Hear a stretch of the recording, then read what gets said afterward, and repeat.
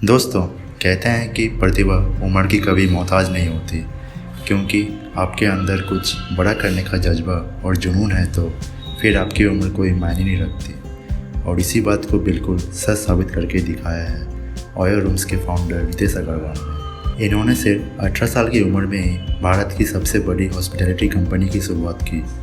हालांकि आज देखा जाए तो ओयो रूम्स को सफलतापूर्वक बिजनेस करते हुए कई साल हो चुके हैं। साथ ही रितेश अग्रवाल की उम्र भी 25 की पार पहुंच चुकी है, लेकिन शुरुआत से लेकर आज तक रितेश ने जिस जज्बे और जुनून से काम किया है उसी का नतीजा है। भारत के साथ साथ China, Malaysia, Nepal, United kingdom, United Arab Emirates, Saudi Arabia, Philippines, Indonesia और जापान जैसे देशों में भी उनकी कंपनियां छाई हुई हैं। और इन देशों के 500 से भी ज़्यादा शहरों के अंदर 4,50,000 रूम्स से भी ज़्यादा ओयो की रूम्स अवेलेबल है। तो चलिए आज इस वीडियो में हम जानते हैं कि किस तरह से एक स्टूडेंट के द्वारा शुरू की गई ये कंपनी आज इस मुकाम पे पहुंच गई है जिसे कोई कंपटीशन देने वाला आसपास भी नहीं भटकता।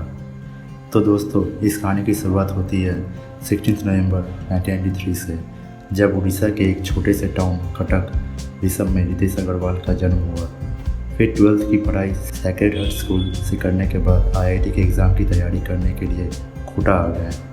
और यहाँ पे आने के बाद पढ़ाई के अलावा वो दोस्तों के साथ अलग अलग जगह पे घूमना ही पसंद करते थे। साथ ही कोटा में रहते हुए ही इन्होंने एक बुक भी लिख डाली जिसका नाम है a complete encyclopedia of top 100 engineering colleges. और दोस्तों, 16 साल की उम्र में ही मुंबई के Tata institute of fundamental research में आयोजित एशियन साइंस कैंप के लिए भी रितेश अग्रवाल को सिलेक्ट किया गया था। और यह एक ऐसा स्टेज था जहाँ पे पूरे एशिया के स्टूडेंट किसी स्पेशल रूम पे बातें करके साइंस एंड टेक्नोलॉजी की हेल्प करते हुए। इसके अलावा रितेश अग्रवाल को अलग अलग स्टार्टअप एंड बिजनेस के बारे में भी पढ़ने का काफ़ी शौक था। साथ ही वह मुंबई और दिल्ली में होने वाले अलग अलग सम्मेलन में भी हिस्सा लेने के लिए आया करते थे। और यही वजह थी रितेश को अपने बजट के अंदर ही किसी होटल खोज के रहना पड़ता था। और दोस्तों, इसी तरह से ही पैसों की बचत करते ही रितेश के दिमाग में बिजनेस का भी आइडिया आ गया। और इसी दौरान एयरबीएनबी मॉडल से काफ़ी प्रभावित हुए। दरअसल एयरबीएनबी सैन फ्रांसिस्को के एक ऑनलाइन मार्केट प्लेस और हॉस्पिटैलिटी सर्विस प्रोवाइड करने वाली कंपनी है। और फिर पूरे प्लानिंग के बाद 2012 में रितेश ने अपना पहला स्टार्टअप ओरावल स्टेज की शुरुआत की। और इस कंपनी का मुख्य उद्देश्य यह था कि कम दाम में लोगों के लिए रूम्स उपलब्ध करवाना, जिसे ऑनलाइन भी बुक किया जा सके। और दोस्तों, रितेश ने इस कंपनी को शुरू करने से पहले इतनी नॉलेज हासिल कर ली थी कि उन्हें सब कुछ पता था कि किस तरह से फंडिंग लेनी है और कैसे आगे बढ़ाना है। और यही वजह था कि बहुत ही जल्द वेंचर नर्सरी से 30 लाख की फंडिंग मिल गई थी। और दोस्तों, रितेश के पास बिजनेस को आगे बढ़ाने के लिए पर्याप्त पैसे उपलब्ध थे। लेकिन दोस्तों, ओरावल स्टेज एक ऐसा स्टार्टअप था जिसमें कस्टमर के लिए कम पैसों में होटल तो अरेंज कर दिया जाता था, लेकिन प्रॉब्लम ये आती थी कि उनको सुख सुविधा और फैसिलिटी पर ध्यान नहीं दिया जा रहा था। और इसीलिए धीरे धीरे ओरावल स्टेज की लोकप्रियता कम होने की लगी थी।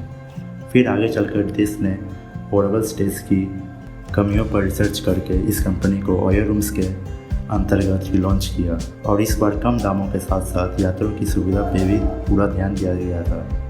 और दोस्तों, अब हर ओयो रूम स्टैंडर्ड सेट कर दिया गया था जिससे कि सभी होटलों को फॉलो करना पड़ता था। और दोस्तों, इन्हीं सभी इम्प्रूवमेंट के बाद से रितेश अग्रवाल की कंपनी जल्द ही देश की सबसे बड़ी हॉस्पिटैलिटी सर्विस प्रोवाइड करने वाली कंपनी बन गई। और दोस्तों, ओयो रूम्स के शानदार स्ट्रैटेजी को देखते हुए बहुत ही जल्द Lightspeed venture partner, DSC consumer partner, Sequoia capital and Green Oaks capital से कंपनी को $1 मिलियन की फंडिंग मिली। और दोस्तों, यहाँ से तो ओयो रूम्स ने कभी पीछे मुड़कर नहीं देखा। और आज ओयो रूम्स न केवल भारत बल्कि अलग अलग देशों के कई सारे देशों में छाए हुए हैं। और दोस्तों, एंड में देखा जाए तो ओयो रूम्स की कहानी उन हर युवा के लिए इंस्पिरेशन है जो अपने लाइफ में मेहनत और संघर्ष से आगे बढ़ने को देख रहे हैं। उम्मीद करते हैं कि ओयो रूम्स की यह कहानी आपको ज़रूर पसंद आई होगी। आपका बहुमूल्य समय देने के लिए बहुत बहुत धन्यवाद। Thanks for watching. Please like, subscribe and share.